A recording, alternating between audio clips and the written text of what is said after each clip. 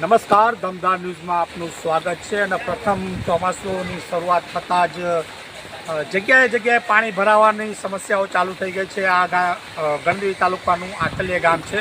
આતલિયા ગામનું આ વૃંદાવન નગર છે. વૃંદાવન નગરમાં તમે જોઈ શકો છો કે ગોઠણસમાં પાણી ભરાયા છે.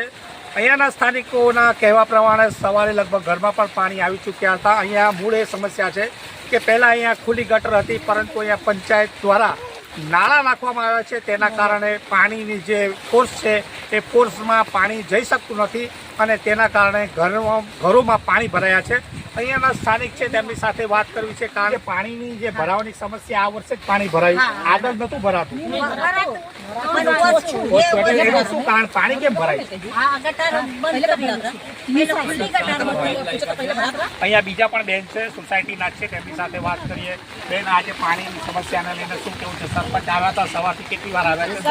સરપંચને મેં ઘણો ફોન કર્યો, ફોન નથી ઉપાડ્યા કે મેં આવું છું. અમે આવ્યા હતા તે બાજુથી ફરીને એમ જતા રહ્યા, આ બાજુ નથી આવ્યા. બરાબર ને, આપણે આ ખુલ્લી ગટર હોતી. આજે 3 વર્ષથી આ પાણી અહીંયા ભરાતું છે, ને તો પાણી અહીંયા કોઈ દિવસ ભરાતું નહીં હોતું. અમે આજે 2 વર્ષ પહેલા બી ગયા તો બી અમારા કઈ સુનવાઈ નથી થઈ. 2 વર્ષ પહેલા અમે ગયા પંચાયતમાં, અમારી કઈ સુનવાઈ નહીં થયું હજુ લગન. ને આજે અમારા અડધું ઘરમાં જે 7 વાગે તમે પાણીમાં જ છે. અમારા નાના છોકરા હજુ કઈ બધું અમારું કિચન સુધી પાણી આખું આવી ગયું. આખું અમારું પલંગ ને બધું કવર બધું કેટલું નુકસાન, અમારું 2 લાખ રૂપિયાનું એવું નુકસાન થઈ ગયું છે અમારું. ના અમારી કઈ બી થાય, અમને આ ખુલ્લી ગટર જેવી હોતી અમારી તેવી કરી આપે. સ્થિતિમાં પહેલા જેવી હતી તેવી અમને કરી આપે, બીજું અમને કાંઈ નહીં. શું લાગે, નાળાના કામકાજમાં તમને કોઈ ગેરરીતિ થઈ હોય એવું તો લાગે? હા, એ નાળામાં થયું છે, એમાં બધા મળીને એમ તેમ બધા કર્યા છે. હા, એમાં જબરજસ્તી લોકો લાગે. અમે જ્યારે નાખવા લઈ ગયા ત્યારે બી અમે બોલ્યા, વિરોધ કર્યો તો હા, અમે વિરોધ કરેલા. અમારી કોઈ સુનવાઈ નહીં થઈ ત્યારે. હા, ને અત્યારે બી એવું જ કરે છે. આજે જો ત્યાં પાણી બધા ફેક્ટરીને પાણી અહીંયા જ આવે છે. હા, બધે જેટલા કોણાના પાણી છે બધા અહીંયા જ આવે છે. એને મોટી ખુલ્લી ગટર રાખવી જેવી હતી, કેમ પેક કર્યા? આ એક નાળા નાખીને બધી જગ્યા કબજા કરી લીધા એ લોકો. હા, એટલે આ અમને ખુલ્લી જોઈએ જેવી અમારી હોતી તેવી અમને કરી આપે. બીજું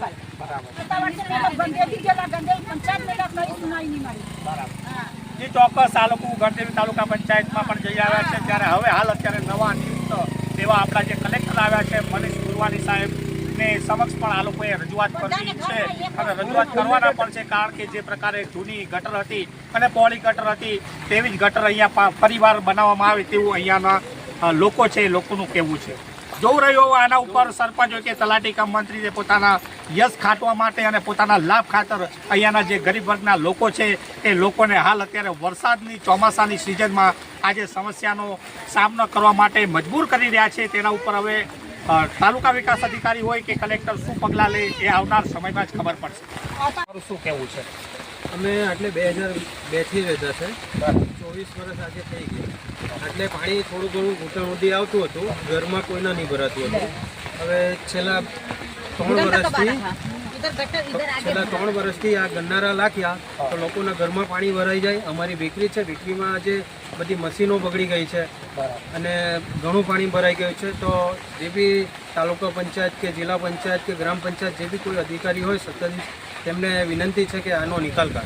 ભાઈ છે, ભાઈની બેકરી છે, બેકરીના અંદર પણ ઘણી બધી મશીનરીમાં પણ નુકસાની થઈ છે અને તેમનો માલ સામાન પણ બગડ્યો છે. જોવું રહ્યું હવે અહીંયાના જે તલાટી કમ મંત્રી અને સરપંચ છે કે સરપંચ તો અહીંયાના સ્થાનિક લોકોના કહેવા પ્રમાણે એકવાર આંટો મારી અને જોઈ ગયા છે, કારણ કે સરપંચના ઘરમાં પાણી નથી ભરાતું, ફક્ત ભરાય છે તો આ નીચાણવાળો વિસ્તાર છે અને તેઓની બુદ્ધિશક્તિ પ્રમાણે જે નાળા નાખ્યા છે, નાળા નાખવાના કારણે અહીંયા આ સમસ્યા ઊભી થઈ છે. હવે આ ગરીબ વર્ગના જે લોકો છે તે લોકોને જે નુકસાની થાય છે, નુકસાની કોણ ભરપાઈ કરશે તે આવનાર સમયમાં જ ખબર પડશે. પરંતુ અહીંયાના જે સરપંચ છે અને તલાટી મંત્રીએ ખાસ આ પરિસ્થિતિ અને આ સમસ્યાને ધ્યાને લેવાની જરૂર છે. તો આ પ્રકારના અહેવાલો અને સમાચારો સાથે દમદાર ન્યૂઝ સાથે જોડાયેલા રહેશો. નમસ્કાર.